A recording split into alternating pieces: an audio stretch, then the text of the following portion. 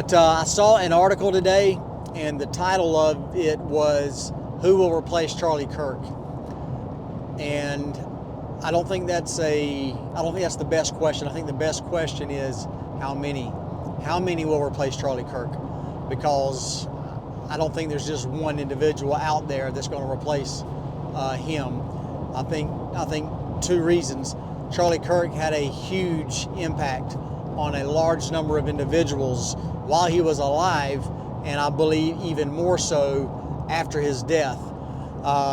The impact and the inspiration that he had on the younger generations, and as well as, and maybe even more importantly, the younger male generations, is creating and has created a lot of smaller Charlie Kirks to have their own influence and impacts in their own communities.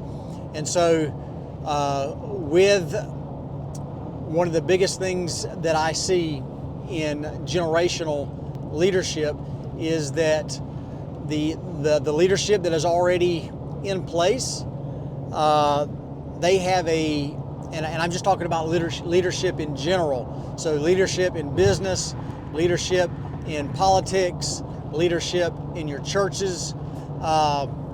With the older generation, there was, over the last 20, 30 years, 40 years, there was a softening of God-fearing principles as far as implementing those God-fearing principles in the way that they carried themselves, in the way that they ran their businesses, in the way that they carried out their politics.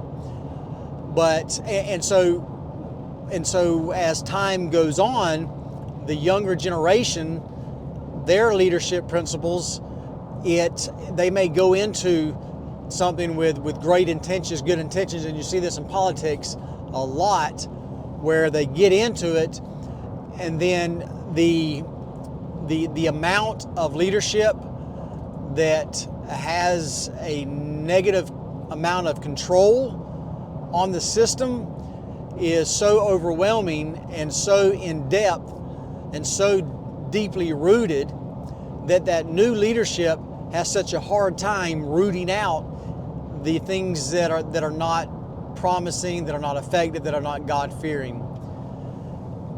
Charlie Kirk, he found a way and found the courage and found a path on how to overcome. His goal was to take back the education, the universities and the college system, the education system, to to stop and prevent the indoctrination of everything that was against conservative, God-fearing principles. And so his impact at such a young age was having a lot of success. And of course, that's one of the reasons we saw that he was taken out. But his impact is widespread, and so you're not going to have one Charlie Kirk rise out of this to replace him. You're going to have many Charlie Kirks rise out of this, and to have their impact in their own communities and leadership positions and situations, again, from church to business to politics to local government. And you'll see those God-fearing principles in the way that you run things and organize and counsel together and follow God-fearing principles.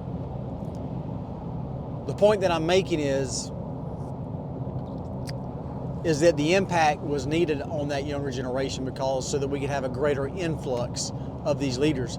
And so back in the day, when one guy may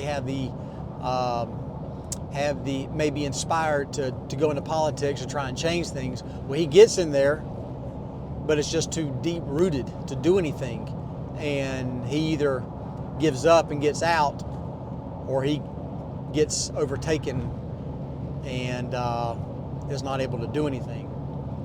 But because of his impact to this younger generation, it's going to be a wider spread, more leaders getting involved at the same time, and will be able to bring back the God-fearing principles that this country was founded upon. So, don't know if that made any sense. It makes sense in my head, just have a hard time getting it out. But I hope y'all are doing good out there, and hopefully we can bring it in safe. Y'all keep on striving.